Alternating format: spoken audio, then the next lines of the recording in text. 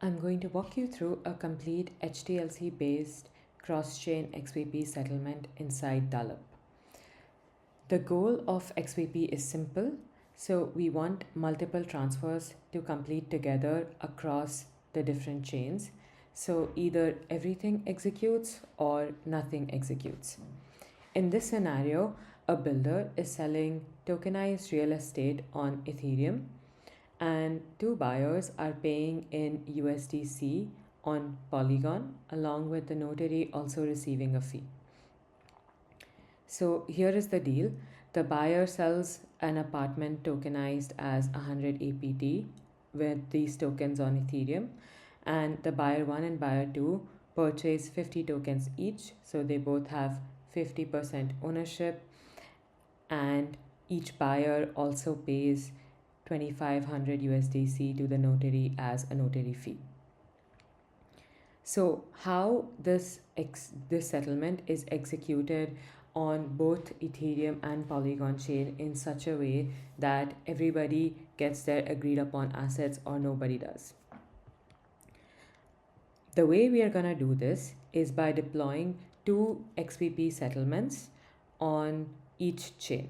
So one XvP settlement is going to be on the Ethereum chain, and one XvP settlement is going to be on the Polygon chain.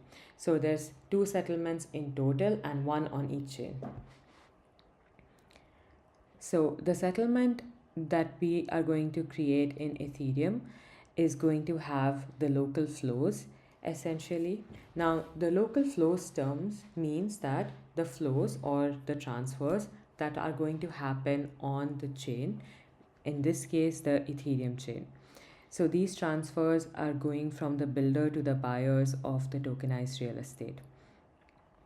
In this settlement, we also include the external flows that are going to be happening, and in this case the external chain is the Polygon, and we include the amount and the participants of the external flows.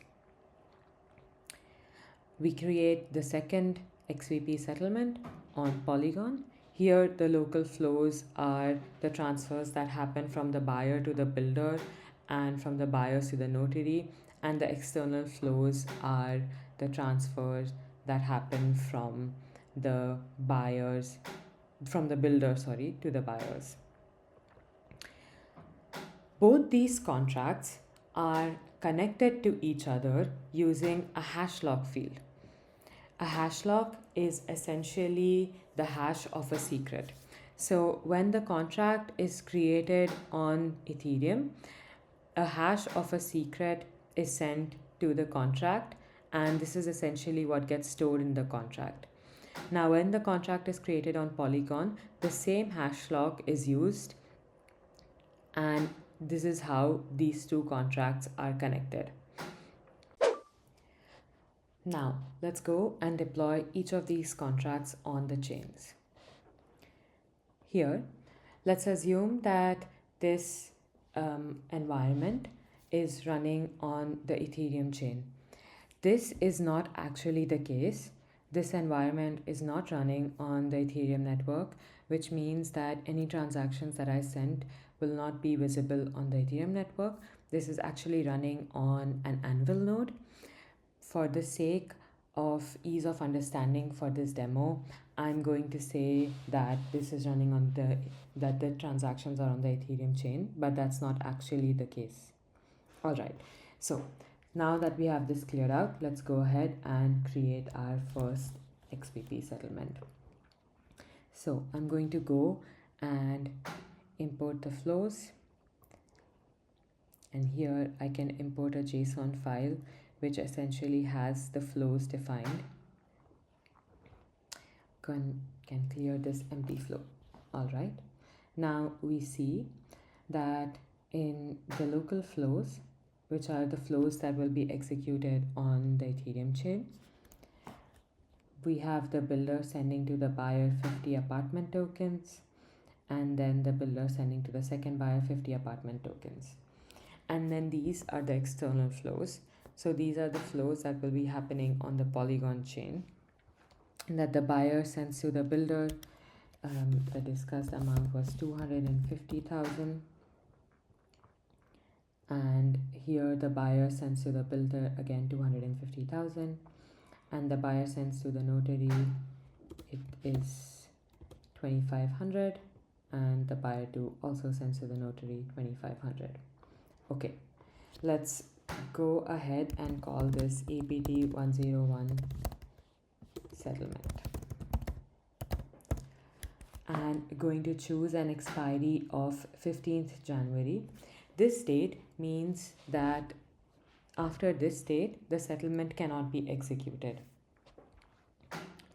Then we need to go ahead and create the secret.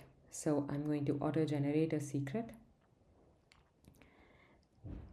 Next, here we can see the summary of the flows that will be created in the settlement contract. We see the name, we see the expiry, and it's set to not auto execute, which means that the execution of the settlement will be manual. Go ahead and create the settlement. Alright, so what this is doing now is it's creating the settlement contract on the Ethereum chain, which is essentially the chain that has the real estate tokens. So we can go ahead and we can see all the details. So here we have the apartment 101 asset defined, the amount here, and the receivers of this asset. In the external flows, which are purely informational and these are not executed on this chain, we see that the amounts to be received are 250,000 USDC for the builder, each from each buyer, and 2,500 to the notary from each buyer. So these external flows are also included in the definition of the settlement, so that when the builder actually views the details of the settlement, he has a holistic view of the agreement and not just a partial view. So now we have done the first two steps, which is create the settlement with the correct secret on Ethereum. Now, the next step is to share the hash lock with the buyers. So this is the hash lock, and I'm just going to copy it. Now, this hash lock can be sent via email to the buyer. The next step is for the buyer to create a settlement contract on Polygon. So here I'm logged in as the buyer. Now let's assume that this DALP demo is running on Polygon. That's not actually the case, but for ease of understanding of this demo, I'm going to narrate as if it is running on Polygon. This DALP is actually running on a private Bezo network. Alright, now that we have that cleared out, let's go ahead and create the second settlement. I'm going to go and import the flows.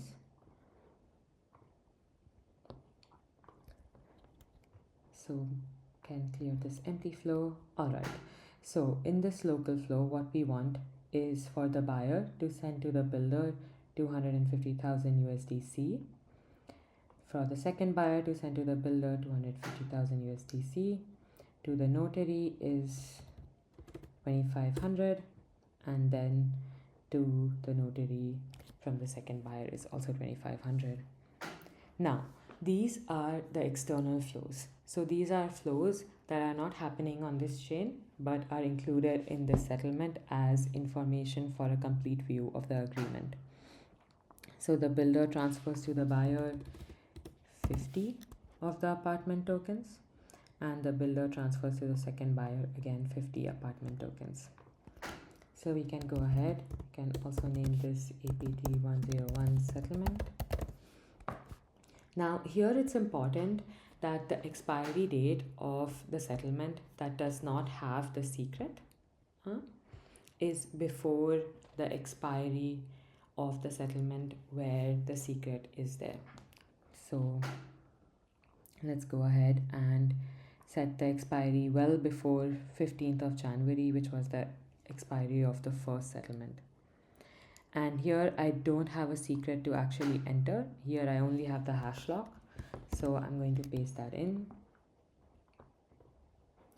And here you can review the asset flows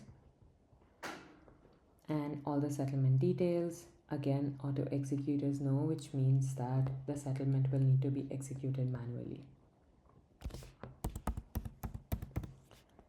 Okay. Now what it's doing is it's creating the second settlement on the Polygon chain, which is the chain that has the USDC assets in which the buyers want to pay the builder and the notary. So we can go in and again see all the details that we have configured while creating the settlement. All right, so now that we have both the settlements created on each chain, we can go ahead and start the approval process. For the approvals, the first thing is that the builder approves the settlement on the Ethereum chain, which means that they would go in and go here, and under manage there is an approve settlement option. So what happens here is that these assets get transferred to the settlement contract, and the settlement contract holds them in escrow. So go ahead and approve the settlement. And here the approval is being submitted and the assets are being transferred, and now you can see the funds are locked in the contract. Now once the buyers see that the builder has approved the settlement, meaning they have locked their assets in the Ethereum chain, they can go ahead and lock their assets in the Polygon chain. So here I am logged in as the buyer 1 on the Polygon chain, which is this one. So I can go ahead and approve the settlement. What will happen here is that these assets will get locked in the settlement. So I go ahead and approve. Now my approval is being submitted and the assets are being transferred into the settlement contract on the Polygon chain. Now you can see the funds are locked in the contract. So here both the senders that are involved in the settlement need to approve this settlement, meaning that buyer 2, who is also a sender in this settlement, needs to approve. So I'm logged in here as buyer 2. I can go ahead into my APT 101 settlement and go ahead and approve this as well.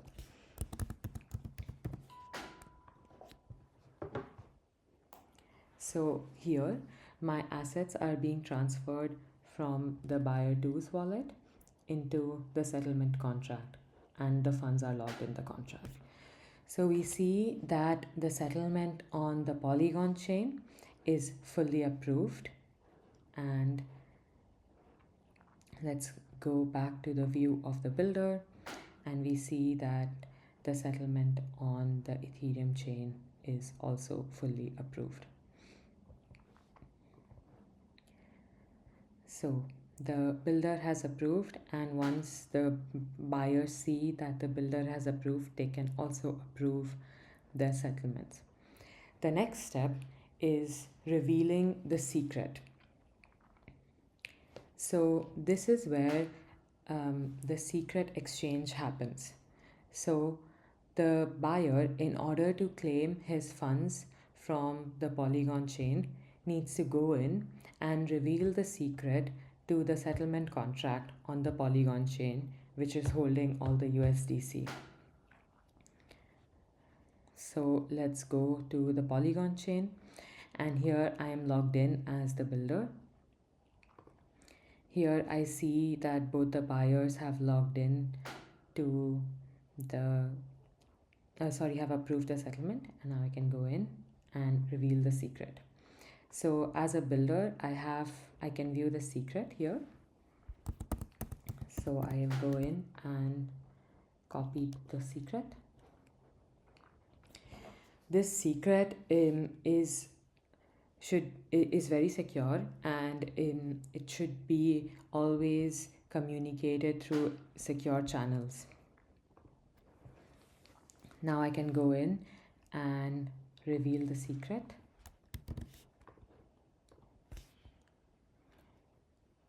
So here we see another call out to ensure that the HTLC is funded before revealing the secret. This means that all the approvals are collected before revealing the secret. So now I can go ahead and reveal the secret. So here the secret is being revealed, and what the contract does is that it ensures that the secret that's input through the form, once you hash it, you actually get the hash lock that was entered when we created this contract. So now that this secret has been revealed, the builder can go in and actually execute the settlement and claim his funds from the Polygon chain. So once this settlement is executed, the builder will receive 500,000 USDC on the Polygon chain.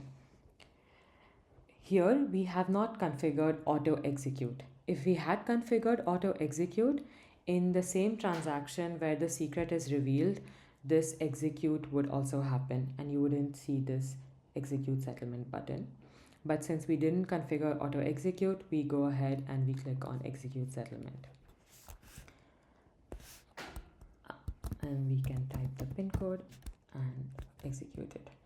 Here only the local flows configured on the settlement are going to be executed, which means that the builder and the notary will receive funds and nothing happens on the external chain. And now we see that this settlement has been executed. And if I go into my assets, I see that I have 500,000 USDC received. Now the builder reveals the secret on Polygon and they have also executed the settlement on Polygon. Now once the secret has been revealed on Polygon, on the Polygon chain, what the buyers can do is that they can copy the secret, because now the secret is publicly available information. What the builder can also do is email this secret to the buyers from after the point that the secret has been revealed, because this is now publicly available information. So now the secret needs to be revealed on Ethereum. So there are two options that I explained. The buyers can find the secret in the Polygon transaction, or the builders can email the secret now. Since it is already public, there is no security risk. So one of the buyers can go ahead and reveal the secret on Ethereum. So here I'm logged in as buyer 1 and this is our Ethereum environment. So I can go ahead and I can reveal this secret. I see that this is the secret and I can reveal it. Here once again, if auto execute was configured, the settlement would be already executed. Since we didn't configure it, I'm going to go ahead and now execute the settlement. What this is going to do now is transfer 50 plus 50, so 100 APT tokens and 50 each to each buyer. So let's go ahead and execute this settlement. So all the tokenized real estate assets are moving from the settlement contract to the two buyers, and now it has been executed. So now once I go into my assets, I see that I have 50 APT tokens. So now the secret has been revealed and the Ethereum settlement is also executed. So this is how the transfer of assets has taken place on both the chains. Here you can dive deep into the documentation and read about why it's secure, why the time lock order is critical, and there is a lot more information that you can find in the documentation. Thank you.